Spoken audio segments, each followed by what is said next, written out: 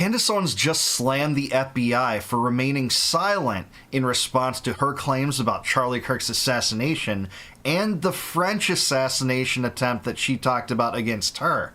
And this is ironic, especially because Kash Patel, the FBI director, was directly pressed to answer as to whether these claims are being investigated. And let's just say we didn't get a lot of answers as to that one from Patel. What do you know? We haven't gotten a museum to the deep state yet either. But let's see what Candace Owens has to say about this. Please like the video and subscribe to the channel. What do you guys think Charlie Kirk would have said about his own assassination? Just think about that. What would his perspective have been on everything that we are currently being told, the people that are being attacked about it? I think about that actually often, and listening to his perspectives regarding political assassinations of the past, in retrospect, really is something. So at one of his, honestly, one of his last events in May of this year, Charlie was directly asked his opinion regarding John F. Kennedy's assassination down in Dallas, and here is what Charlie had to say. In the JFK files, Mossad is mentioned. One of the reasons why Mossad is mentioned so much is that they're just a very good intelligence operation. It was not mentioned as if they were tied or that they knew about it or that they were involved. Again, I think the best reading of what happened there is who wanted JFK dead the most. Again, a lot of people said Israel wanted JFK dead. I'd love to hear that argument. But definitely Lyndon Baines Johnson and parts of our own government, and the Cubans wanted him dead. And who actually made it happen? There were like 15 or 20 things that happened that day that were inexcusable. They changed the parade route. He rode in an open air convertible. LBJ decided not to ride alongside of him. The vehicle slowed down right when it went by the Texas School Book Depository. A lot there, right? And then again, I think that all of us are smarter to believe that it was simply Lee Harvey Oswald. The more important question is not, oh, who did it? We have to first acknowledge it, that more than one person did it. Yeah. Once we acknowledge that more than one person did it, then we can expose our government to have lied to us about the JFK assassination, which then I think will sober a lot of us about trusting the government in the future. Well, there you go. That's especially ironic given the claims that a lot of people have that you're just a conspiracy theory if you don't see anything odd in the FBI narrative about Charlie Kirk. And just to answer that and provide some clarity here, I can talk about the theory that Israel killed JFK real quick. There's competing theories, some of which favor that the CIA was involved, some that favor that Israel was involved, but the main two things that point to Israeli involvement, and there is some things in the JFK files recently released that at least point to this or entertain this, but JFK tried to get the precursor to AIPAC, it was called the AZC back then, the American Zionist Council, to register under FARA, and you can find disclosed correspondence from the JFK administration to this organization saying, hey, here's how to register, go do it, something that the Israel lobby didn't and still doesn't want to do. And he also tried to shut down the Israeli nuclear weapons program because the Israelis had stolen technology from the United States to build their nuke program, which they still don't acknowledge exists. But in the 60s, JFK did whatever he could to try to shut that down. That's also well documented, and why a lot of people think that JFK was killed, at least in part, through an Israeli conspiracy.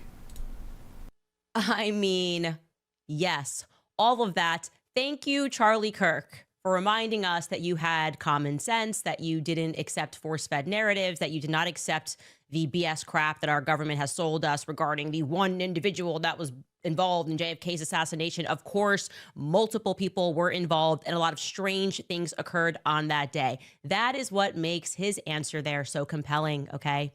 Especially in the midst of, well, MK Ultra 2.0. Remember the first government psyop on the people, MK Ultra. What actually came together, sorry, I should say Mockingbird 2.0. The first government psyop on the people following JFK's assassination, Mockingbird 1.0, to convince everybody through influence that there was nothing to see here, even though there was so much to see there. And now it's being deployed again, Mockingbird, Operation Mockingbird 2.0, to convince people that questions about the Charlie Kirk narrative are just crazy. Yeah, it just makes you laugh when so many people that are adhering down the line on every aspect to the FBI narrative that are coming forward and saying, well, what would Charlie say if you actually want to explore this thing? And it's like we don't have to wonder now because he himself questioned a Fed's lone nut narrative and said we need to understand that more people were involved than Oswald. But, we're being told that, Charlie wouldn't want this. And it's like you're speaking for the dead and he's on record disputing lone nut theory, so it doesn't exactly compute if you have two brain cells. Right. How dare you consider that there may have been employees at Turning Point USA who could be engaged in an obvious cover-up at this moment? Well, Pastor Frank Turek says that's so crazy because that would mean that Charlie Kirk hired people that ultimately betrayed him. And no one's ever been betrayed by people that they trust in the history of the world.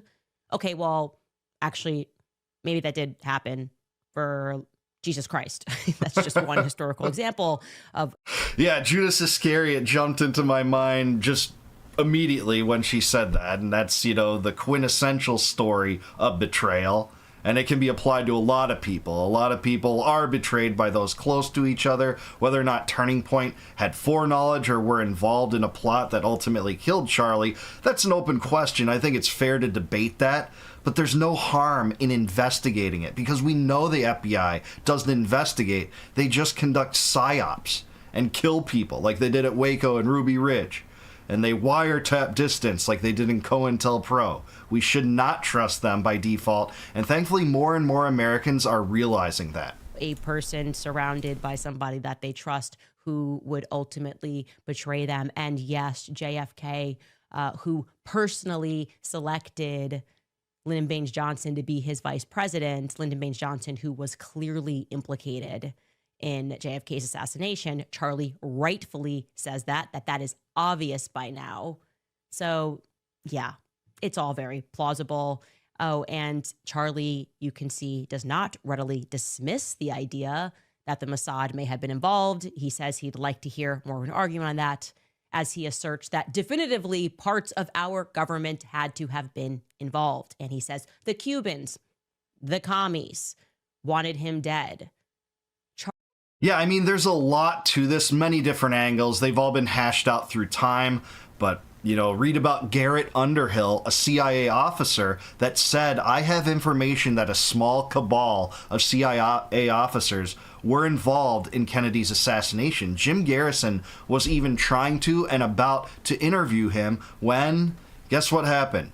He mysteriously died. They said it was a suicide, but it was odd because he was right-handed. They found a gunshot wound to the left side of his head and the gun on the left side of his head where he was dead, never able to be interviewed. But there's stories like this that all add up to a possible conspiracy that are mostly unexplored by the mainstream. And dissidents have talked about it forever, but the lone nut narrative in JFK is one reason why, in the American psyche, we don't just innately trust the FBI or the CIA on this stuff. Charlie is encouraging the inquiry further. Who wanted JFK dead the most? Okay, well, we should continue down that path. Who wanted Charlie Kirk dead the most and why? And Charlie was very much in the political fast lane. Okay, and in the political fast lane, they want you dead for really one or all of these three reasons: money, secrets, and or power. We know that Charlie said no to money right before he died. I think that means he probably knew a secret right before he died. And there is no doubt that his youth political organization had achieved a considerable amount of political power. Could there have been global implications? Of course. People are laughing. They've been laughing this entire time because just following the evidence of what transpired on that day, a lot of odd things that transpired on that day, just like on the day of JFK's assassination, well, that pointed us into the direction of a particular satellite of countries and continents that have somehow come up in this investigation. I'll paint that for you now. Yes, we have mentioned France. Yes, we have mentioned Israel. Yes, we have mentioned the United States government. And yes, we have mentioned Egypt, which is in Africa. Wow, that seems crazy. I'll just note she's also mentioned Ukrainian influence potentially in Charlie Kirk's assassination. It's hard for me to believe that all 5 of those countries could be involved in a singular plot, but at the same time, more power to her for exploring these things, raising the findings. There's nothing illegal or immoral about that, and if you're the dead and you're facing an FBI lone nut narrative, I would assume that I would want my friends to explore that too, and certainly Charlie Kirk deferred in that direction when talking about JFK. People also laughed when I said that there was thereafter a viable threat, which came from the Macron couple who apparently paid for my assassination. And yet, strangely, neither the Pentagon nor the White House or our intel agencies or the Elysee Palace are disputing that narrative. And now we can add officially the FBI to that list of agencies that aren't denying that threat, because Kash Patel recently gave an interview to Megyn Kelly, and like an actual journalist and not a cutesy wootsy influencer like Cam Higby, don't laugh, Megyn Kelly asked him directly about the Macron couple and about the allegation that they attempted to orchestrate an assassination on my life, and of course, whether or not they could have been involved in Charlie Kirk's assassination, which I have said, right? Here is what Kash Patel says in response, or rather what he doesn't say in response. Take a listen. There's been an allegation made by prominent podcaster Candace Owens that she's received a death threat, a credible death threat from the French, that a threat has been made on her life, and that the French, she's been told, also may have had a role in Charlie's assassination. Have you looked into either of those? Do you believe she's received a credible death threat from the French, or that the French had something potentially to do with Charlie's death? Any American that receives a death threat from overseas or anywhere in America is going to be fully investigated. So we're not going to turn our eye away from that investigation or any others. If there's anything to it, this FBI will respond to it. Notice how he didn't actually answer the question. He just gave a boilerplate response about how the FBI handles information rather than answering Megan's question about whether the French had a role in Charlie's assassination or there's any truth to the allegation that they hired a hitman to kill Candace Owens, as she tweeted about. Doesn't address those questions at all. Just gives a boilerplate response that doesn't address it. Okay, but so far, no. So we are just looking at everything that comes in. We're not going to reject any piece of information. If someone feels that their life is being threatened, we are, of course, looking at it. Okay, so he didn't address the question, didn't answer it, didn't say that he's looking into her claim specifically, but at the same time, there's something in not just lashing out against it and denying it and portraying it as a conspiracy theory, as so many people are online. And I'm not saying listen to the FBI director about anything at this point. They covered up a child sex trafficking ring and the Epstein files, right? So don't trust them, but it is telling when they're not going to deny it. It would put them in a harder place if they did deny it, and then you had like a whistleblower produce proof that they had, been informed of it, looked into it, and maybe there's some credence there. So that's what we got from Kash Patel. Do you want to involve me in you looking at it? Because actually it kind of left me on red. There has been no communication with the FBI. You are aware right there. Megyn Kelly is asking you directly about it, so you can't pretend you didn't receive it.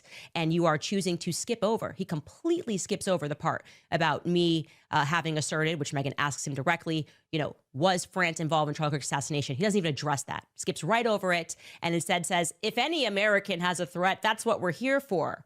And she's like, okay, but was there actually a threat on if anybody, let's just kind of state it more broadly, we will take it seriously. Well, you're not doing that, Kash Patel.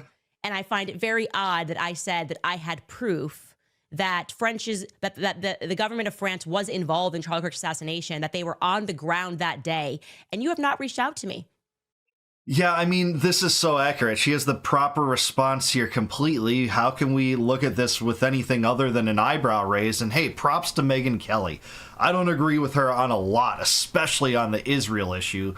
She seems to be too much of a Trump cultist for my taste. But at the same time, asking these direct questions, that was a good line of questioning. She didn't get any answers. Maybe she could have pressed even harder a third time. She did ask a second time. Kash Patel, being evasive as an FBI director always is, they're all trained to do that and not give away the deep state murder fest game. But at the same time, Megan asked the question, so I'll give her props for that. In this very interview that you are asserting that you are certain that Tyler Robinson is the only person involved, how can you be certain if you are not reaching out to people that claim to have verifiable evidence which could dispute that narrative? Does it seem to you like he's telling the truth there?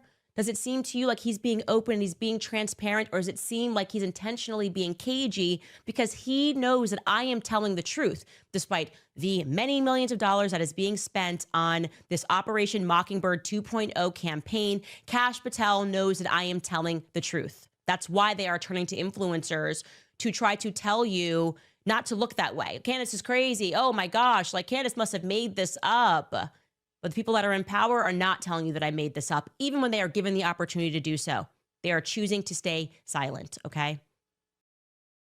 Yeah, that's exactly right, and that is the case. We know that it's not true that they're investigating all the leads, by the way, contrary to Kash Patel's statement here in a long tweet he had about this several weeks ago where he said, hey, every lead will be followed. There'll be no stone unturned. We're going to get to the bottom of this. Even many of the angles being brought up on the internet about inconsistencies in the narrative or angles that haven't been addressed yet.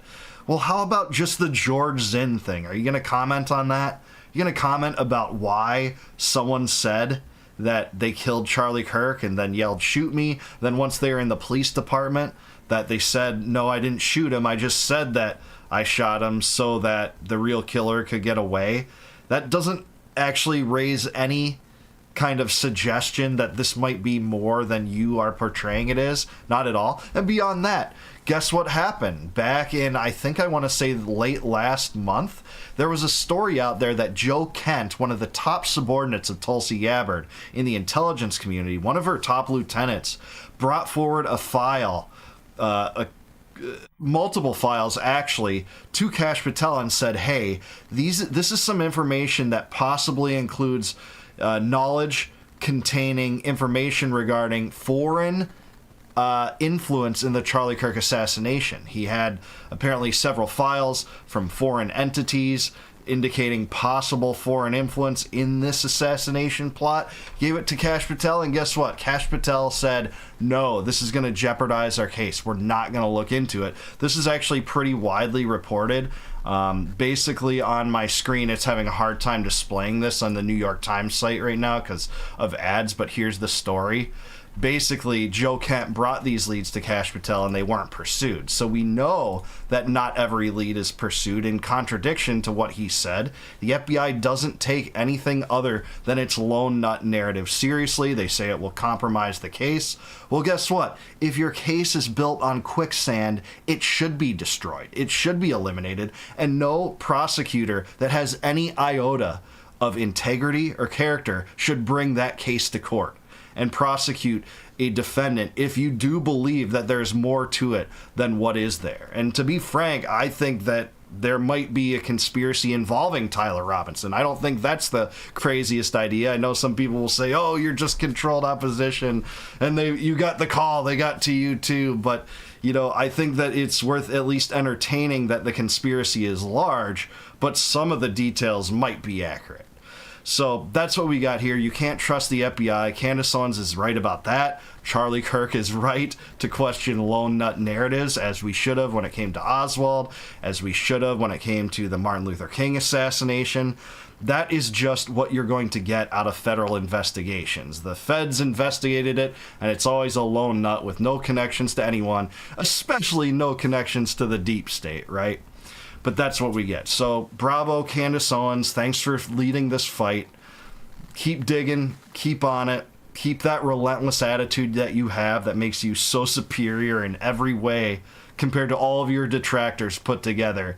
Like, you know, when Tim Pool came out and said, hey, we're all divided and it's all Candace Owens' fault. It's like, no. The right is divided, and it's Donald Trump and his closest coadjutor's fault for covering up a child sex trafficking ring, launching a new war in Iran, not shutting down the war in Ukraine, passing a new bill to add $5 trillion additional dollars to the debt, scrapping Doge, not even entertaining any semblance of being real about saving the taxpayers' money and eliminating waste. How about those things? That seems to be the catalyst for division, not Candace Owens, who wants to find answers for her dead friend. That's what you have there. But what do you guys think? Do you think Candace Owens is right about this? What does this mean about lone nut narratives in general? What do you think about JFK? Do you think that Kash Patel needs to go? Is he just being too evasive? Let me know in the comments down below. Please like the video, subscribe to the channel, also subscribe to Candace Owens. Keep it going, Candace. Love to see your content. Great segment here. And if you like this video and, maybe my take on it, please consider joining as a YouTube member. You can do that by clicking the join button below. And if you do that, you'll gain immediate access to all my videos before they go live to the general public on YouTube. You'll be able to watch those members only videos immediately if you do, and I really appreciate it if you support me that way. Also, if you want a free copy of my first book, Compact of the Republic, click the link in the description below. It'll send you off to a website. You just plug in your email and I'll send you a PDF copy of that book completely free of charge, no obligation, just because I appreciate you watching. And until I see you guys next time, no more war, no more debt, no more inflation, and no more empire. Peace out, guys. Catch you in the next one. This feels like COVID, right? It's not like COVID-19. It's like Candace 19. It's another fake. They're saying it's a fake virus. Like, oh, you got infected. You just can't do it. 6 feet social distancing from Candace Owens. This idea that, well, now the widow has spoken. We're not dealing with the widow. We want the CEO and the chairman of Turning Point USA to answer. That is what we mean when we say none of this is passing the vibe check. Candace Owens recently blasted Erica Kirk, Turning Point USA, and the FBI for dismissing and blasting her Charlie Kirk investigation as if she's some kind of warped conspiracy theorist. And you have Erica Kirk recently weighing into these questions for the first time, saying that she feels her Turning Point family is under attack by some of these conspiracy theories, and yet Tucker Carlson seems to be taking Candace's side. So let's get her take on this. Please like the video and subscribe to the channel. With Turning Point USA. We don't care about the elections coming up. We want to know whether or not we are in bed with people who are capable of murder, people that are capable of covering up murders. Actually, we, the nosy neighbors, feel a little bit less safe in this neighborhood until we know whether or not there are some psychopathic killers in our midst. How about that? That's how I feel. I think that's how a lot of people feel right now. So I want to express that. And this psychological campaign filled with emotional manipulation and how dare you, and the aggrieved widow speaks, and so you're not allowed to question a $150 million organization. No, I reject it. I reject that 100%. Yeah, absolutely, as we should. She's now a public figure at the head of Turning Point USA. She is susceptible to criticism for how Turning Point USA is handling this, and Candace has been remarkably fair, if you ask me, about Erica Kirk. She has been quick to say, don't point your fingers over at her and denounce her, even when some of Candace's own fans say, hey, she's doing and saying some weird stuff. But to be fair to her, she didn't really weigh into this, except for saying she believed essentially Tyler Robinson killed her husband. She didn't really take aim at Candace, and now she has, so I think it's fair for Candace to refute whatever she says. And to be clear, a lot of Candace's adversaries, Tim Pool, virtually all the Zionists, Conservative Inc., that are attacking her for this investigation, don't even levy half of the vitriol they do toward our own government for covering up, say, the Epstein files, or launching new wars versus Iran, or failing to end the war in Ukraine, or outspending the annual federal budget by $2 trillion. If they harness that as much energy as they use to attack Candace, we might be making more inroads toward liberty, I'd say. Which is why I will say it has arrived as a blast of fresh air that on this very same day, Tucker Carlson is standing up to the nonsense. He's not speaking about Erica, obviously. He is friends with Erica. But just the nonsense of what the FBI is saying, he's wading in and saying, yeah, the FBI is not being clear in what happened. And I have questions because, and I think it feels like a blast of fresh air, because I and I know many people at home are seeing all of these people that we followed and we thought that they were heroes, and suddenly this assassination has exposed them all to be frauds. You know, like for the right price, they will join Operation Mockingbird. For me personally, that is how I feel, okay? Like people in the military that I thought were forthright, people that were journalists that I thought were forthright. I just am so let down, and I don't think I would have been able to handle if Tucker Carlson was among those people.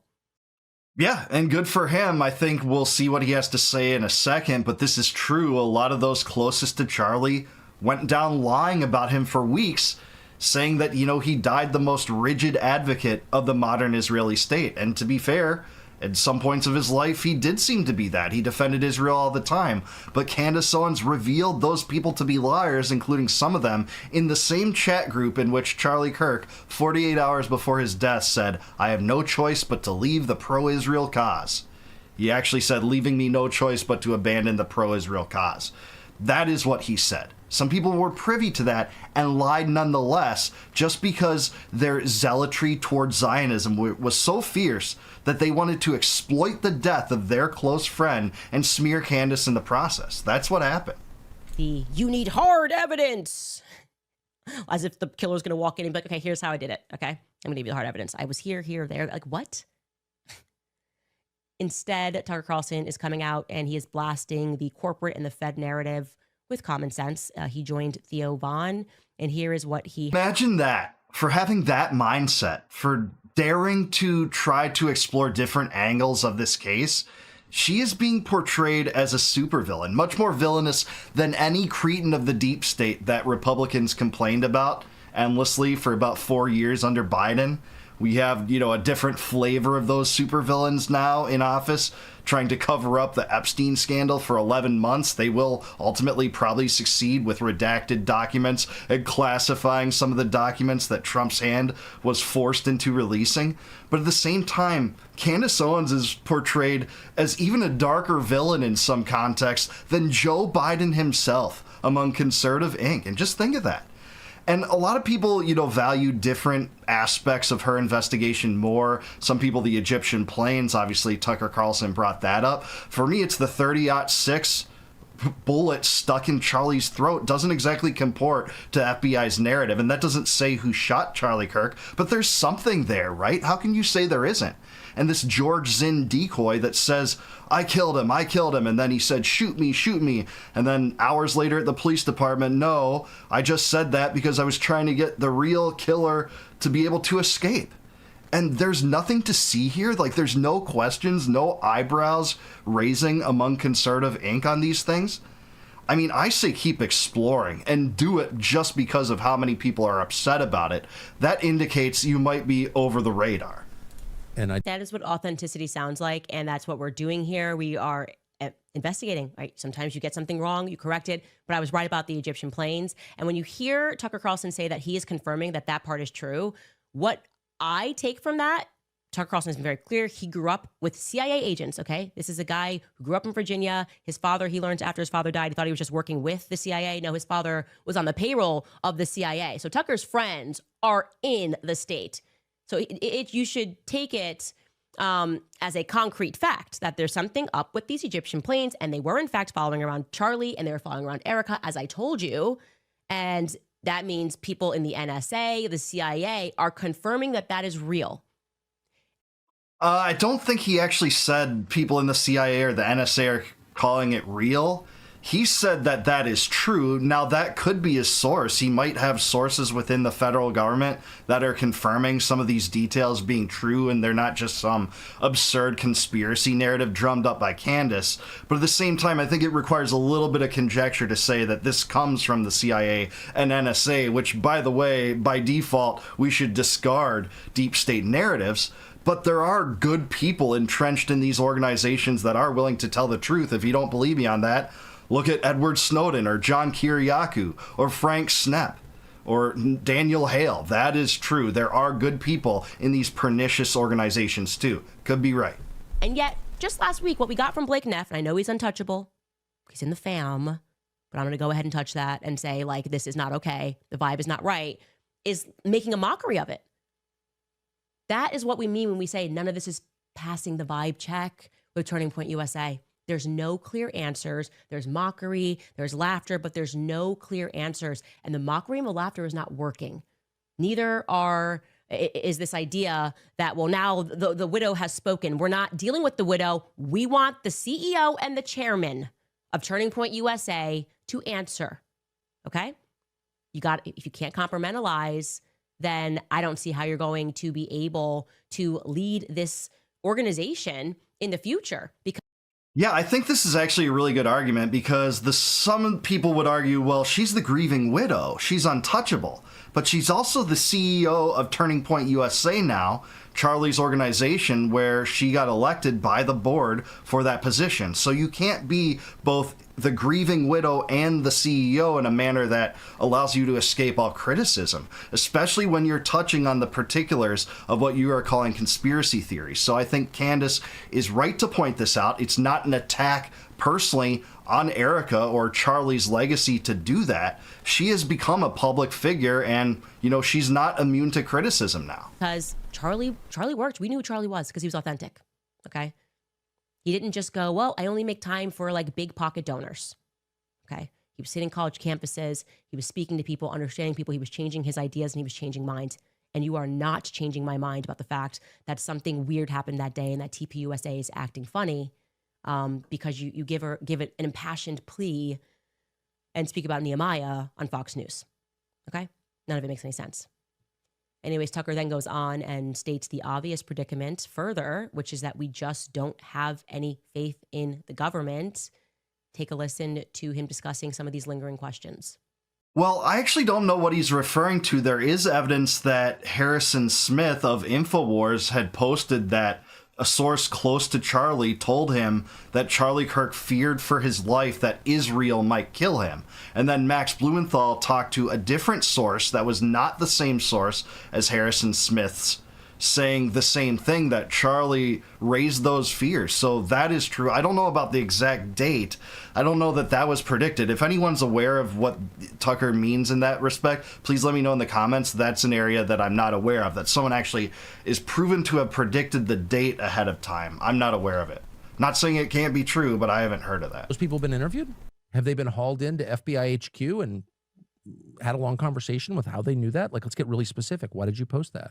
Who have you talked to? Like, if I were doing this investigation, because I spent my whole life doing non-criminal investigations called journalism, like, what do we know is true? How do we find out? Call everybody, be open-minded. It's like it's the same process. If I was doing this investigation. Well, okay, so first of all, yeah, the trans thing is generally red meat to a lot of right-wing culture warriors that, basically put a lot of societal issues at the feet of, trans people or furries. But what we know from this story is that the boyfriend, Lance Twig, was in the process of transitioning.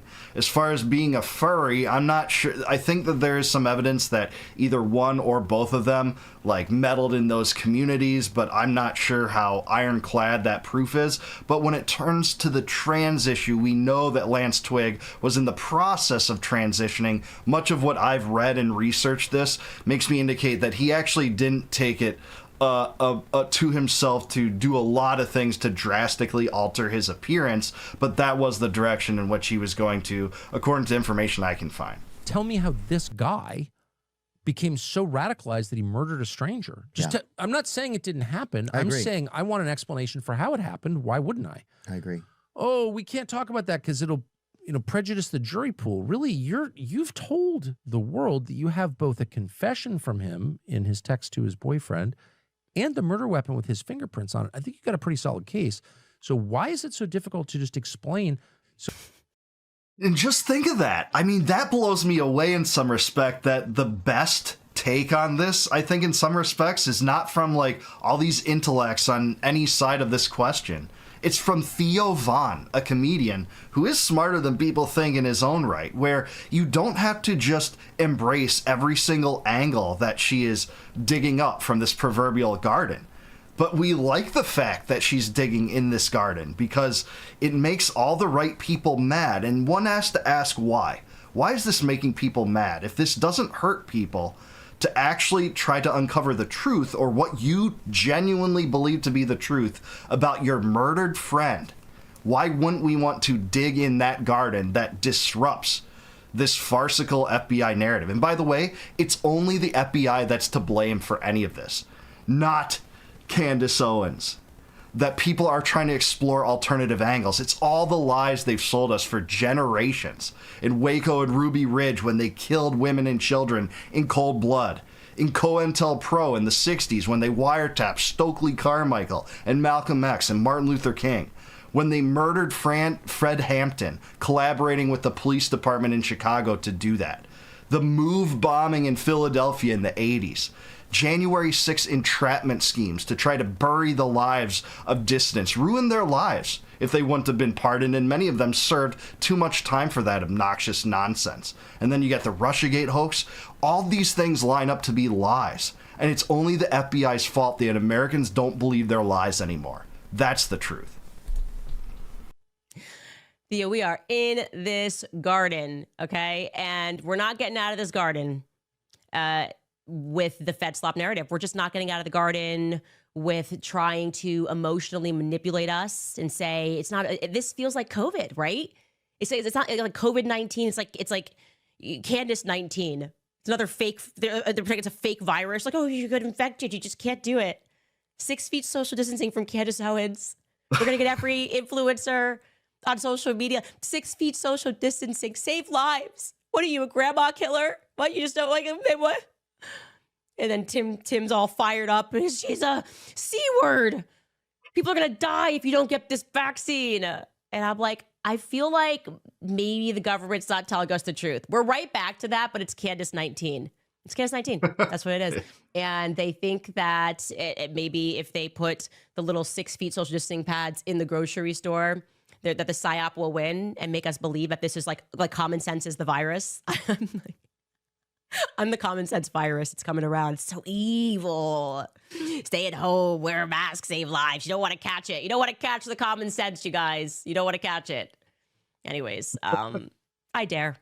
I'm sorry, I dare. And I have been very careful because I wasn't sure what direction she was going to go. If she was like, I was like, look, she's got a whole business that she's got to figure out. There's a lot of people in her ear. Maybe they like did this transition too quickly and she's just like keeping her head like, no, what she's saying is Turning Point USA is untouchable. And it's a no from me, but you know me. I'm just out here saying what needs to be said. Yeah, so far as I think, so she is. And like I said, Erica Kirk isn't immune to criticism as a public figure at the head of Turning Point USA right now. And Candace has been remarkably charitable to Erica, I would say, watching every one of her shows, even when a lot of her crowd doesn't want her to be or didn't want her to be. Well, when you wade into these waters, you're going to get critiqued, and I think that's a failing strategy. I think the better strategy is to have her live and discuss these issues. But Candace is right about another thing. There are a lot of remarkable parallels to COVID-19 and the propaganda we were getting. If we dared to diverge from the Fed narrative on the 6-foot rule, or we have to inject a pharma product into our veins without a test, without a true test, to allow that, and the pharma giants get blanket immunity for any damages they cause, or we're going to lose our jobs. And we decided to say, no, enough is enough. We're not doing that. You were a conspiracy theorist. If you said, it's not going to be just 2 weeks to flatten the curve, you're going to lock down society for prolonged periods, you're a conspiracy theorist. If you think this virus didn't result from the Wuhan lab gain-of-function research, they called you a conspiracy theorist. On and on and on. You're just an idiot. You're doing your own research. What a schlub, which basically meant reading. If you ended up reading and trying to actually use your reason and application to the world around you, that made you a conspiracy theorist. Well, the same thing is true here. And I just wonder, how do you inoculate yourself from Candace Owens? What is the Candace 19 inoculation? I think it's propaganda like, Israel has a right to exist. Israel's the only democracy in the Middle East. Trust the feds. Trust the FBI narrative. There's nothing weird to see here. Kash Patel can reform the FBI. Why are you still talking about Epstein? If you repeat any of those lines, I guess that's the vaccine from Candace 19, or that's what they're trying to purport. But hey, I'm with Candace here. I think a lot of the things that Tucker Carlson brought up on Theo Von's show are exactly right, exactly the right angles, and there seems to be a lot more beneficial discourse that could go on by actually talking between these individuals, maybe in a public setting where we can all watch that too. That would be beneficial. And Turning Point USA tried to, throw out there to the world that they were going to do that, and then say, no, but you can't join live, essentially. And the irony there was that I believe in that episode when they said, essentially made excuses for why Candace Owens can't show up live, Andrew Kovlet, I think, was tuning in live, like from another location. They had kind of, brought him in via StreamYard Live or something like that.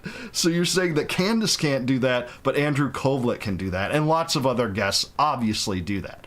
But that's where we're at right now. We see the sides dug in the sand, and whatever side you're on, you have to acknowledge what the dynamic is at play here. And it is a battle over the information. Are you going to accept wholesale the FBI narrative, or are you going to let a friend who is definitely concerned about the death of her friend and oddities she sees in that narrative be explored? Or does that make her an arch-villain greater than any arch-villain in U.S. history? Well, Conservative Inc. wants us to think the latter, but I say that's odious hogwash. That's what I say. But what do you guys think? Let me know in the comments down below. Is Tucker right? Is Candace right? What does this mean for the future of independent investigations like this? Political assassinations? Is Candace on the right track? Let me know in the comments down below. Please like the video, subscribe to the channel. Also subscribe to Candace. Great segment. Really appreciate it. And if you like this video, please consider joining as a YouTube member. You can do that by clicking the join button below. And if you do that, you can get immediate access to all my videos before they go live to the general public on YouTube. Also, if you want a free copy of my first book, Compact of the Republic, click the link in the description below. It'll send you off to a website. Just plug in your email at that site, and I'll send that to you free of charge in PDF form. No charge whatsoever, no obligation, just because I appreciate you watching. And until I see you guys next time, no more war, no more debt, no more inflation, and no more empire. Peace out, guys. Catch you in the next one.